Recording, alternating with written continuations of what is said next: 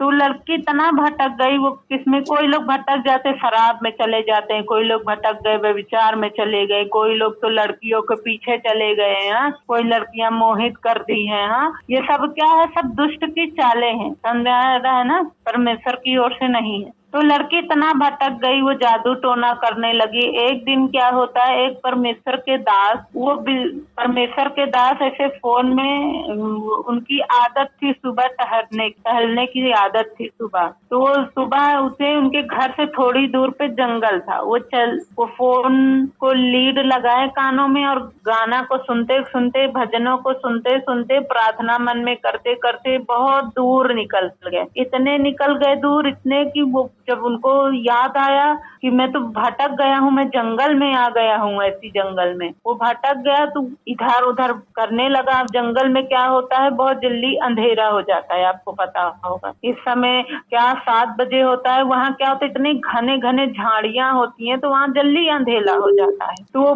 कहा अब कैसे लौटे, वो भटक गया इधर उधर। तो उसको याद आया कि उसको भाई को जंगल के बारे में नॉलेज है कि अगर कहीं तुम भटक जाओ तो रोशनी के पीछे भागो, जो बहुत रोशनी हो उसके पीछे भागो। उसको डर लगने लगा, इतनी रात हो गई, जानवरों से कैसे बचेंगे, उसको डर लगने लगा, कोई शेर आ गया, कोई जानवर आ गया, तो आप उससे कैसे बचे। तो बचाव के लिए वो सोचने लगा, तो उसको याद आया उसका भाई एक दिन बता रहा था कि जब अगर तुम कहीं जंगल में फंस जाओ तो क्या करो, रोशनी के पीछे भागना, जहाँ ज्यादा रोशनी होगी वहीं भागना। तो उसको याद आया, अंधेरा हो गया, अब वो क्या करे। वो तो एक ऐसे मसाल जल रही थी, मसाल की तरफ बहुत ज्यादा आग जल रही, तो वो सोचा कैंप वाले आएंगे। कैंप वाले जानते हैं ना, जो टूरिस्ट होते हैं, कैंप लगाते हैं, घूमने आते हैं जंगलों में, आते हैं। तो वो सोचे कैंपिंग वाले कोई लोग आए हैं। तो उन्होंने क्या किया, वो देखा, सोचा कि आग जल रही है, कैंपिंग वाले आएंगे, इनसे जाते हैं, मदद मांगते हैं।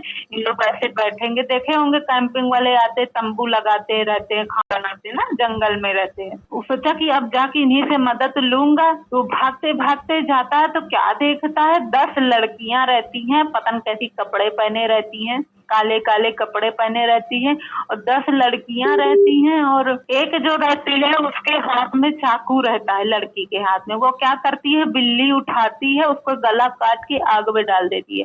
और वो क्या रहती है, दुष्ट रहती है लड़की, दुष्ट को पूजने वाली। तो इतनी वो देख के हक्का पक्का पहले से ही डरा हुआ था, वो लड़की को देख के डर गया, इतना डर के वो पीछे भागने की कोशिश करा। सरसराहट, वो लड़की कही कि कौन है वहाँ। जब देखी कि ये कौन, कहा तुम यहाँ कौन हो, क्या कर रहे हो, उसके कामों में विघन डाल दिया। वो क्या किया, वही चाकू से जिससे खून चू रहा था उसी की ओर बढ़ाया, और वो भाग नहीं पाया, इतना वो डर गया, इतना डर गया, वो भाग ही नहीं पाया, स्थिर हो गया। तो फिर अब तुम कौन हो, बताओ जल्दी। वो कहा मैं परमेश्वर का भेजा हुआ जन हूँ, ऐसा ही बोलता है, परमेश्वर का भेजा हुआ जन हूँ, पवित्र हूँ, परमेश्वर ने मुझे भेजा है। तो वो क्या करती है, घुटने, सब लोग भाग जाती हैं 9 लड़कियां, और वो लड़की जो रहती है वो घुटने टेक के बहुत तेज तेज से चिल्लाने लगती है, रोने लगती है। और वो आके तेज से दौड़ती है, और वो जो परमेश्वर का दास रहता है उसके गले पकड़ के इतना रोने, वो सोचिए लगता है मारने आ रही है, हमला करने आ रही है, इतना रोती है। तो फिर उसको कुछ समझ में नहीं आ रहा, आखिर हो क्या रहा है यहाँ पर, क्या हुआ। बहुत देर बाद वो बताती है कि मैं यहाँ कैसी आई, कौन सी संगति में फंस गई। मैं बचपन से यीशु मसीह को जानती हूँ, मैं बड़ी होके गलत संगति में चली गई, और टैरो कार्ड बहुत से जादू टोना में फंस गई हूँ, इसीलिए इस चीज में फंस गई हूँ। और कहा, वो रो इसलिए रही थी, कहा मेरी मम्मी मेरे लिए हमेशा प्रार्थना करती, क्योंकि घर से आधी आधी रात कोई लड़की जाए, लड़का जाए, देर में आए, बिना बताए जाए, तो कुछ तो कर रहा है। हाँ, तो दिन रात अपनी बेटी के लिए वो प्रार्थना करती रहती थी, और कहती थी मेरा परमेश्वर तुम्हें बचाएगा, मैं तुम्हारे लिए प्रार्थना करती हूँ। वो जब घर से निकलती उसकी मम्मी को शायद शक था कि ये गलत है।